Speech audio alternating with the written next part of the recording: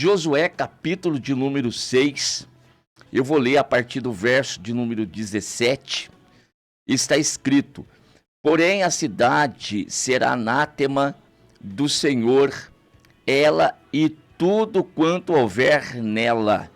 Somente a prostituta Raabe viverá, ela e todos os que com ela estiverem em casa, porquanto escondeu os mensageiros que enviamos. Então somente guardai-vos do anátema, para não vos meter, ou para que não vos metais em anátema, tomando dela, e assim façais maldito o arraial de Israel, e o turveis. Porém toda a prata, ouro e os vasos de metal e de ferro são consagrados ao Senhor, irão ao tesouro do Senhor. Faço a leitura desses 3 versículos com vocês, e como eu havia dito, quero destacar mais uma vez o princípio da obediência. Obediência a quê? A obediência ao mandamento de Deus, a uma lei de Deus, a uma determinação de Deus para as nossas vidas nesta caminhada. O reino de Deus, ele sim tem princípios e leis que o regem, assim como também o mundo físico, não é diferente não. E aqui o Senhor, nesta ocasião, preste atenção, o povo está adentrando a terra, tem toda a terra diante deles para serem conquistadas. Quantas cidades ali eles conquistariam? Porém, existem 2 aqui que merecem o destaque, e são exatamente as 2 primeiras cidades. A primeira é Jericó, a segunda é Ai. Por que eu estou destacando as 2? Pelo seguinte, existe uma determinação de Deus aqui nesta primeira, assim como também lá na segunda. A primeira, Deus disse, a cidade é anátema. Nada dessa cidade pode ser aproveitado. É maldita. Está debaixo do juízo de Deus. Então vocês vão lá e vão conquistar. Eu vou entregar essa cidade na mão de vocês, e dali vocês não vão tomar absolutamente nada. Tudo deve ser exterminado. Agora, os tesouros que retirarem dali daquela cidade, esse tesouro vai ser consagrado a Deus, vai ser colocado na casa do Senhor. Ele é anátema para o homem. Agora, para Deus ele vai ser consagrado. Uma demonstração que, para Deus, aquilo que ele tornar proveitoso ou abençoado, ainda que seja anátema, na presença de Deus, ele é então santificado. E assim foi a determinação de Deus. E o povo foi lá e de uma forma extraordinária, Jericó caiu por terra.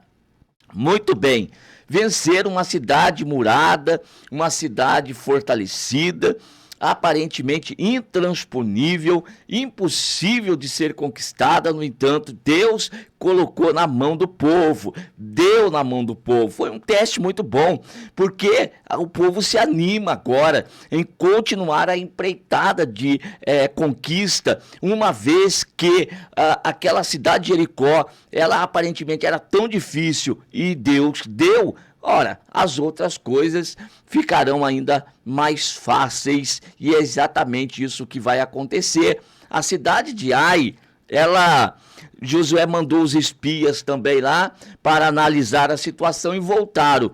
Quando voltaram, disseram: olha, a cidade é menor, ela não é tão forte quanto Jericó, então não precisa gastar lá o exército todo, não. Mandemos lá alguns homens, vai ser o suficiente. Se Deus já nos deu essa tão grande vitória aqui em Jericó, lá em Ai é tranquilo, é vitória garantida. Então vamos lá, vamos mandar alguns homens, não precisa do exército todo. Então Josué concordou, e lá foi enviado então um exército menor para batalhar. Qual que é a surpresa? Foram derrotados, foram envergonhados. Ganharam há pouco uma grande batalha e agora uma pequena. Eles perderam, não conseguiram vencer os inimigos. E por quê? Aí que vem a questão. Por que não venceram? Por que a primeira eles saíram vencedores, sendo muito mais difícil diante dos olhos dos homens, e a segunda não? É que na primeira a presença de Deus estava com o exército. A presença de Deus estava com os guerreiros. E a maior parte da guerra, quem ganha? É Deus, não somos nós. É Deus quem peleja por nós e Ele deixa um pouquinho para nós, né? Alguma coisinha para nós, para que não fiquemos com os braços cruzados, para que não fiquemos aí assim meio que folgados. Então o Senhor faz com que nós aqui tenhamos uma participação nas suas guerras, nas suas pelejas. Deus não quer fazer sozinho. Também não nos deixa fazer sozinho. E como eu já disse, se nós fôssemos colocar numa proporção, você pode ter certeza, 70%, tá? Tô jogando para baixo. 70% é de Deus. E Deus nos deixa 30% na peleja, na guerra. 70% é parte dele. E ele faz, ele cumpre com aquilo. Mas infelizmente, meus amados irmãos, o homem não consegue cumprir com a sua parte. Então, em Ai, em que pese ela ser uma cidade menor, mais fraquinha, Deus não foi com o povo. E como não foi com os guerreiros? Por que Deus não foi? Por que a presença de Deus não foi? Porque tinha pecado no meio do povo. E onde existe o pecado, a presença de Deus não se faz presente. Não tem como. Houve uma quebra do mandamento de Deus.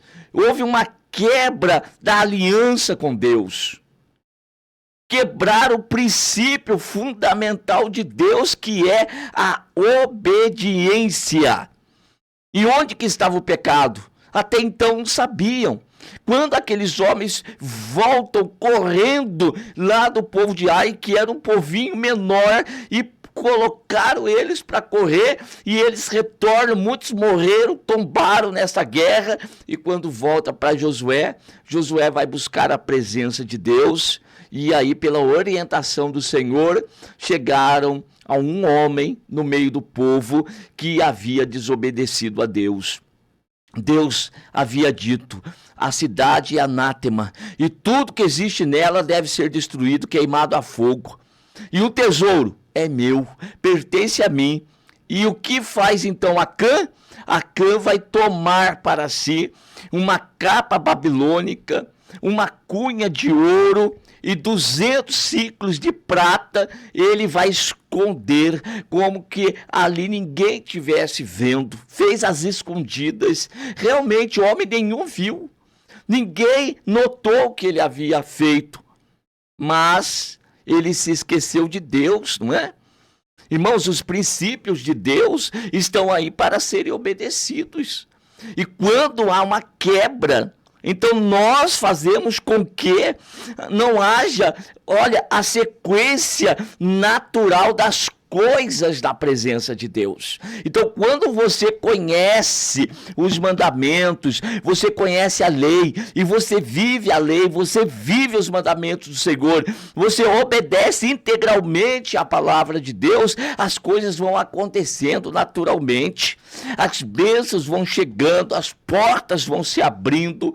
Agora, o contrário também é válido. Quando a quebra do mandamento, a desobediência, seja por impiedade. O que é impiedade? Aquilo que eu conheço, eu sei que está errado e faço do mesmo jeito, ou seja, por ignorância. Eu desconheço tal mandamento, mas assim mesmo quebrei, não tem problema. No reino de Deus, o princípio foi quebrado. Então aí já sugiro para você conhecer os mandamentos, conhecer a lei, procurar conhecer a vontade de Deus para você, para que você não erre, não desobedeça, não quebre princípio, senão não tem como alcançar vitória. Não tem como a situação mudar. Não tem como avançar na conquista.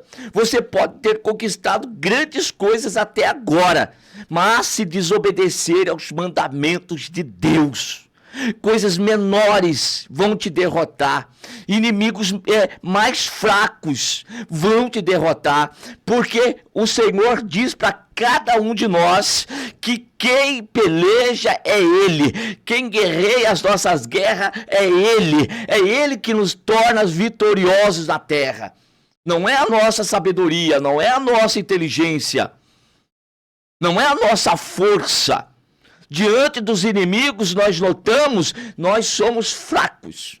Nós, diante dos inimigos, por menor que ele seja, nós temos pouca força. Nós precisamos de Deus em todo tempo, em todo momento. Mas para estar com Deus e o Senhor estar conosco na peleja, na guerra, é necessário obedecer a sua palavra, obedecer a sua vontade. Então, nesse momento, eles foram derrotados. Acã foi identificado, Deus revelou para Josué, foi tirado do meio do povo o pecado, ele pagou o preço do pecado. E qual que é o preço do pecado? É a morte. E ele pagou esse preço, ele e toda a sua casa, pela sua inconsequência.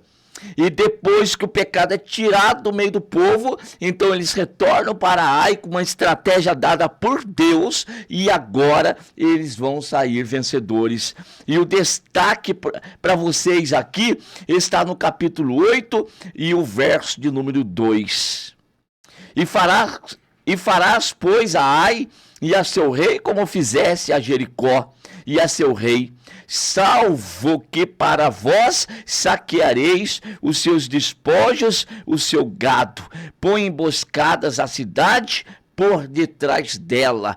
Depois que é expiado o pecado, é arrancado o pecado, é tirado aquilo que estava atrapalhando. Então a aplicação para nós nesta manhã é: tire de você, da tua casa, da tua vida, aquilo que te está atrapalhando. E o que é que está me atrapalhando, pastor? É tudo aquilo que está em desacordo com a vontade de Deus, ou desacordo com a vontade de Deus contido na sua palavra, nos seus mandamentos, que você sabe muito bem, ou então no propósito dele na tua vida, naquilo que Deus tem para realizar na tua vida. Tens que obedecer a Deus, tens que fazer o que Deus te determinou para fazer. Não é aquilo que tu queres fazer e como queres fazer, é conforme a vontade de Deus.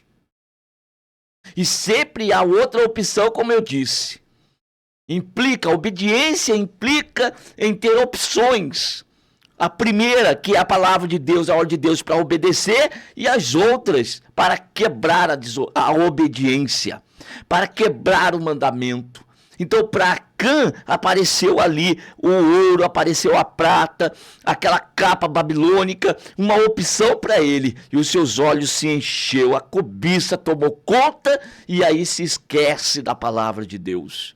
Mas agora, se em Jericó não poderia tomar nada, agora em Ai tudo ali pertencia aos guerreiros, os despojos da cidade, os gados, toda a riqueza da cidade, e não só desta agora, mas de todas as outras que viriam, eles poderiam tomar dos despojos.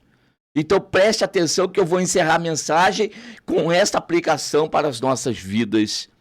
O que Deus está pedindo para nós hoje, determinando hoje, ainda que para nós significa perder, perca, morra hoje, perca hoje, que amanhã você vai ganhar, que amanhã você vai ter mais de Deus. Deus vai te dar o que você aparentemente está perdendo hoje para obedecer a Deus. Você vai ganhar amanhã na tua obediência.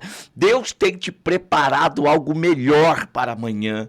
Então hoje não deixe os teus olhos te enganarem, não deixe aí os teus desejos carnais te enganarem, te ludibriarem, tirarem você você do maior propósito que Deus tem na tua vida. Deus tem te reservado algo excelente e extraordinário, mas para que isso se torne uma realidade em nossas vidas amanhã, nós somos testados hoje. E esta segunda-feira Deus está nos alertando. Vem os testes, vem as provações. Vem aí, irmãos, aquilo que vai nos colocar à prova a respeito da nossa obediência, da nossa submissão ao chamado e ao querer de Deus. Vamos alcançar graça dele, vamos pedir graça ao Senhor para que nós venhamos obedecer. Então a palavra de Deus é esta luz, é esta lâmpada para os nossos caminhos. Esta palavra não vai nos deixar errar. Ela nos vai fazer, vai nos tornar sábios, vai nos tornar aí prudentes. Viu? Você vai ser uma pessoa inteligente, capacitada para discernir entre certo e errado, entre aquilo que o Senhor quer e o que o Senhor não quer que nós façamos, a partir do conhecimento desta palavra. Então leia, medite, procure estudo bíblico, procure uma pregação expositiva, coloque a palavra de Deus em prática. E o que Deus tem te pedido? Ainda que implique em perda hoje, não tem problema. Você perde hoje, mas amanhã Deus tem algo maravilhoso reservado para você. O que não conseguiram tomar ou conquistar de Jericó, das outras cidades Deus havia liberado. Então, lembre-se disso. Deus sempre vai colocar o princípio aqui para você. Então, obedeça. Obedeça a Deus hoje. Obedeça a Deus amanhã, que com certeza a semana vai ser uma grande semana de grandes bênçãos e de grandes vitórias. Que Deus continue abençoando a cada um em nome de Jesus. Amém.